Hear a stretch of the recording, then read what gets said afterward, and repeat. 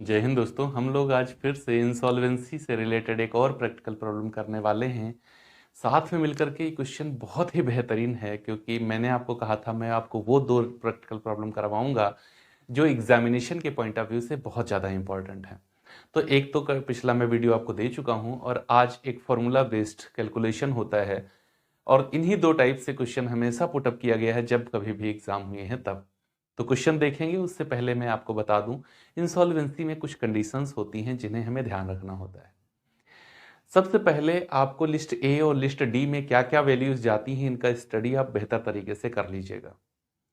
इसके साथ ही साथ डिफरेंस क्या है जब हम लोग प्रेफरेंशियल क्रेडिटर लिस्ट डी को कैलकुलेट करते हैं प्रेसिडेंसी टाउन्स इंसॉल्वेंसी एक्ट 1909 में और प्रोविंशियल इंसॉल्वेंसी एक्ट 1920 में, क्योंकि ये क्वेश्चन बहुत ज्यादा पूछा जाता है।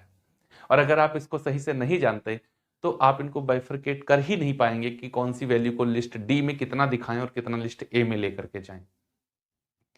तो इसको बहुत अच्छे से पढ़िएगा, लिस्ट ए और लिस्ट डी की वैल्यूज कौन सी है, लिस्ट डी का प्रेफरेंशियल क्रेडिटर कैसे डिटरमाइन किया जाता है, ये आपको बहुत अच्छे तरीके से आना चाहिए।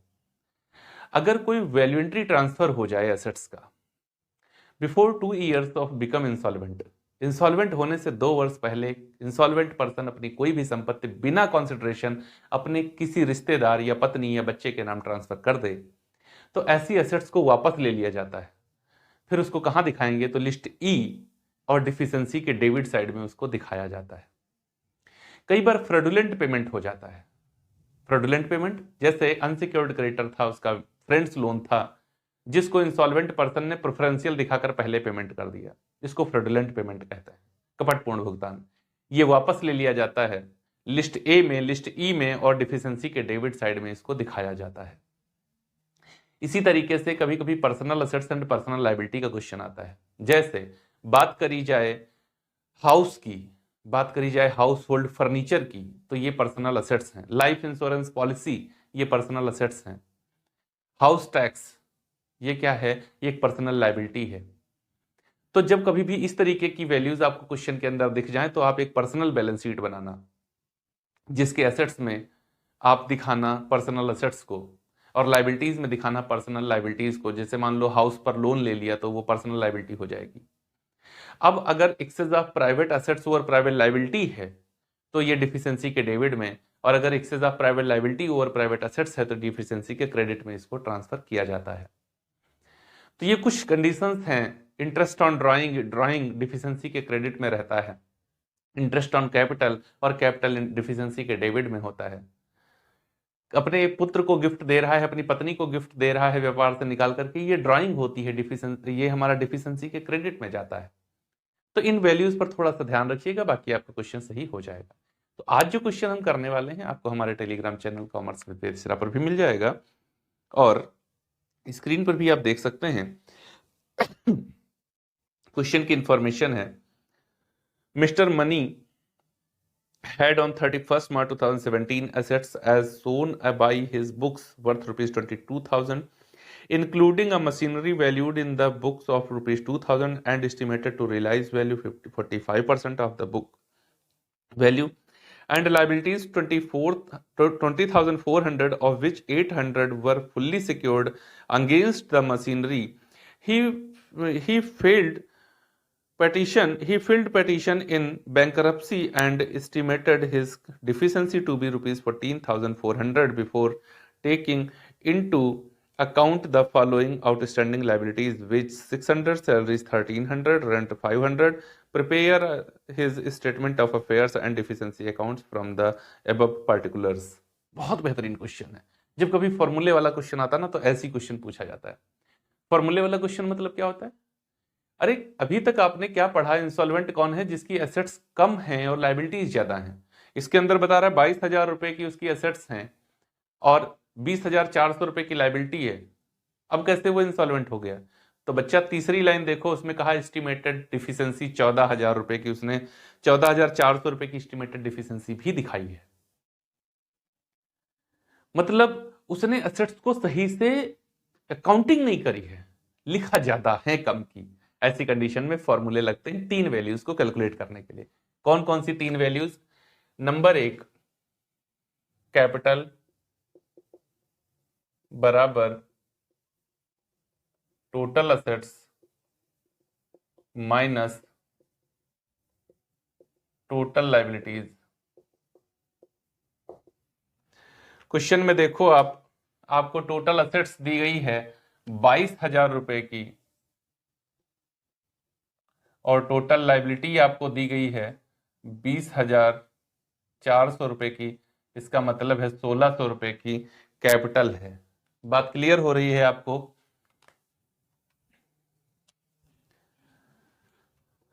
नंबर 2, एस्टिमेटेड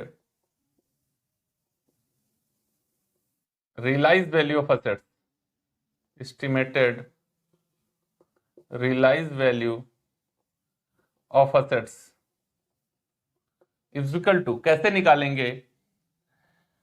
यहां पर टोटल लाइबिलिटी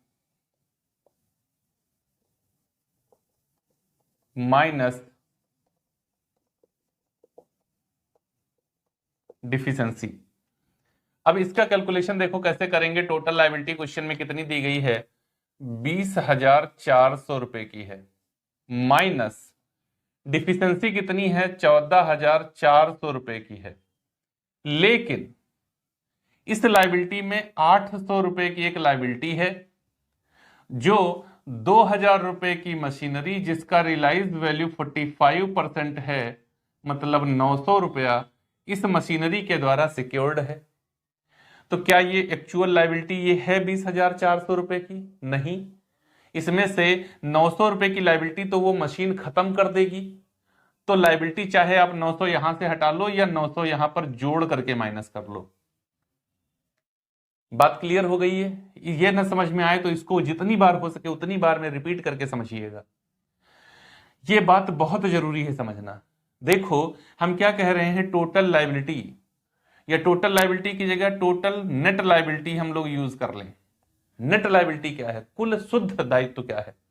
तो 20,400 रुपए इसकी लाइबिलिटी है, जिसमें से 900 रुपए की लाइबिलिटी तो ये एसेट्स खत्म कर देगी ना, तो इतनी तो नहीं रह जाएगी। इस वजह से मैं क्या करूंगा, यहां पर इसको माइनस कर दूंगा। तो 20,400 14,400 करेंगे 6,000 माइनस 900 बराबर 5,100 रुपया। ओके, या फिर ऐसे करके फिर 14,400 माइनस करते तो भी यही आ जाता। अब नंबर 3, दो फॉर्मूले हो गए। नंबर 3 पर जब हम आएंगे तो यहां पर हमें कैलकुलेशन करनी होती है किसकी? Loss on realisation of assets. Loss on realisation of assets का मतलब क्या है? Total assets minus estimated realise value. तो रियलाइज वैल्यू सीधा लिख ले रहा हूं, रियलाइज वैल्यू। अब देखो यहां पर जब हम लोग इसका रियलाइज वैल्यू के आधार पर कैलकुलेशन करने आएंगे तो बच्चा आप देखो टोटल असेट्स कितने की है? 22,000 रुपए की है, जिसमें रियलाइज कितना हुआ? 5,100 रुपए रियलाइज वैल्यू निकल के आया। ये 900 रुपए ये कहां गए? ये भी तो रियलाइज हो जाएगा, ये तो नहीं डूबेगा, ये भी तो रियलाइज हो रहा है कि नहीं? तो ये भी रियलाइज हो रहा है।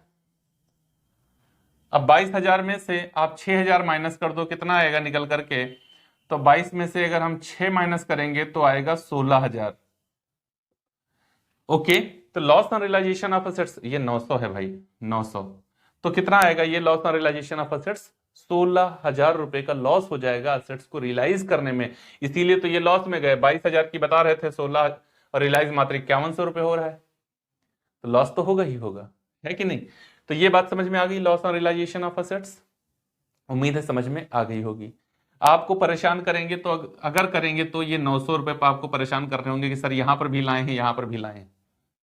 अरे यहां पर क्यों नहीं लाएंगे यार? यहां पर मैंने बताया आपको कि इसने लायबिलिटी कम कर दी। यहां पर मैं देख रहा हूं loss on realisation of assets, 2,000 की असेट्स थी, उसमें रियलाइज हुआ 900 रुपया, तो बाकी लॉस में ही तो गया। तो मैंने रियलाइज वैल्यू हटा दी। मैं यहां क्या कर रहा था? Realise value. मैं यहां क्या माइनस कर रहा हूं? देखो रियलाइज वैल्यू। तो मैं रियलाइज वैल्यू इतनी ये अलग से रख ली और 2,000 की एसेट्स की रियलाइज वैल्यू को अलग से जोड़ दिया, तो मेरा लॉस आ गया निकल के। क्लियर? अब कैलकुलेशन कर लेता हूं अनसिक्योर्ड क्रेडिटर्स लिस्ट ए, यहीं पर कैलकुलेशन कर लेता हूं। देखो यहां पर कौन कौन से क्रेडिटर्स, यहां कौन से लिस्ट ए में आएंगे। सबसे पहले तो सन्ड्री क्रेडिटर्स। देखो सन्ड्री क्रेडिटर्स का मतलब है 20,400 रुपए की लाइबिलिटी थी, जिसमें 800 रुपए मशीनरी द्वारा सिक्योर्ड है, तो बची कितनी, 19,600 रुपए अनसिक्योर्ड है। टोटल 20,400 की सिक्योरिटी थी, उसमें 800 रुपए मशीनरी द्वारा सिक्योर्ड है, तो बची कितनी, 19,600। दूसरा काम आपको क्या करना होता है, जो नॉट रिकॉर्डेड एक्सपेंसेस हैं या आउटस्टैंडिंग एक्सपेंसेस हैं, उसमें से ढूंढ के लाओ कि यहां क्या और आ सकता है। 3 वैल्यूज दी हैं, veg, salary, rent.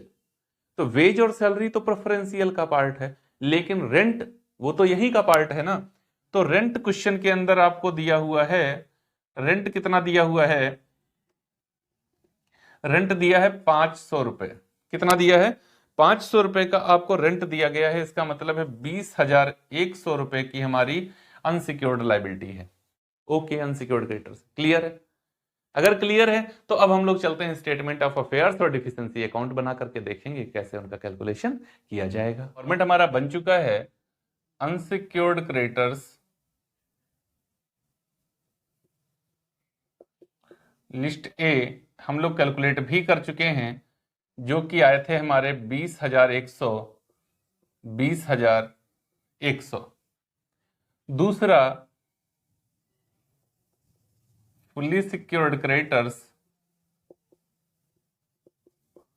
List B, इनको हमने सिक्योरिटी जो दे रखी है वो है 900 रुपए की, और इनसे जो लोन लिया हुआ है वो है 800 रुपए का।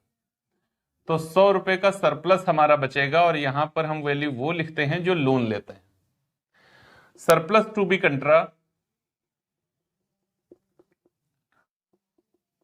कंट्रा list G. Okay, number 3, partially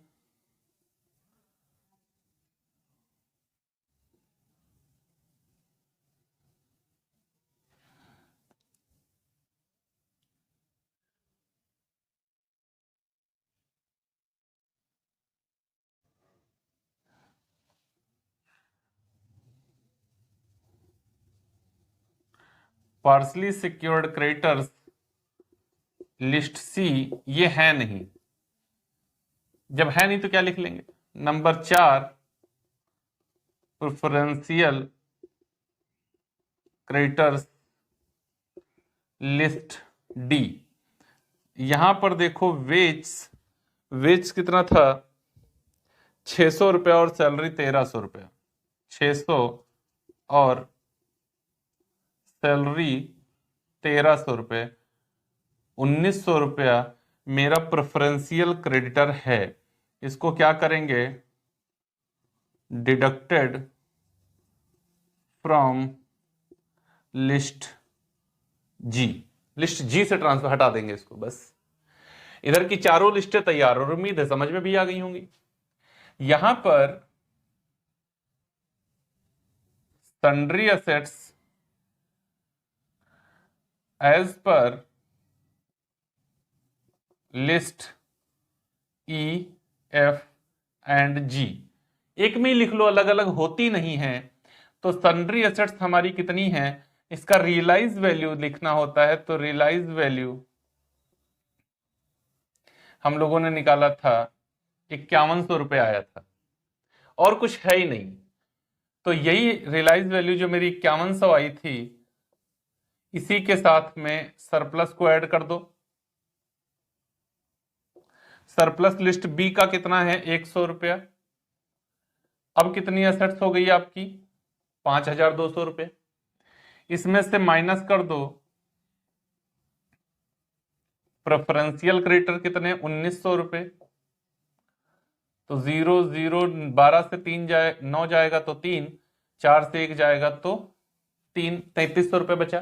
कितनी वैल्यू बची, 3300। पेमेंट कितना करना है, 20,100 रुपये का पेमेंट करना है। कितना, 20,100 रुपये का पेमेंट करना है। माइनस करो 8 3 11, 3 1 4 6 और ये 16,800 रुपया, इसका पेमेंट नहीं हो पाएगा तो यही डिफिशेंसी हो जाएगी। कितनी कमी लग गई, पेमेंट नहीं हो पाया 16,800 रुपए का, देखो यही आ रही है आपकी डिफिशेंसी 16,800, ये पेमेंट नहीं हो पाया, स्टेटमेंट ऑफ अफेयर्स बन गया। देखो उधर फॉर्मूले अगर समझ गए तो स्टेटमेंट ऑफ अफेयर्स बहुत आसान है, आराम से बना लोगे। तो उम्मीद है समझ में आ गया होगा।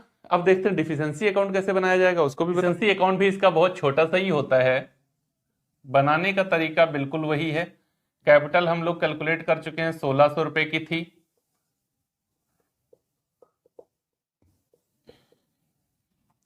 डिफिशियंसी लिस्ट एच 16,800 रुपए ये कैलकुलेट होकर के आई है। इधर loss on realisation of assets हम लोगों ने निकाला था, 16,000 रुपए आया था। और आउटस्टैंडिंग लायबिलिटीज में वेज 600 रुपए, 600 था ना, हाँ, और सैलरी 1300 और रेंट 500, 6 3 9 5 14 और एक 2 2400, ये हो गया। टोटल कर लो, 8 6 14, 6 1 7 1 8 और ये 18,400। इधर का टोटल कर लो, 16 2 1800, 18,400। मेरा स्टेट वो जो डिफिशियंसी अकाउंट है वो भी बराबर आ गया है। अगर आपका डिफिशियंसी अकाउंट बराबर बंद हो जाए, बराबर मैच कर जाए, तो फिर मान लेना कि आपने क्वेश्चन सही कर लिया है। एग्जामिनेशन हॉल में ही बैठकर मान लेना ये 15 नंबर हमारे हो गए।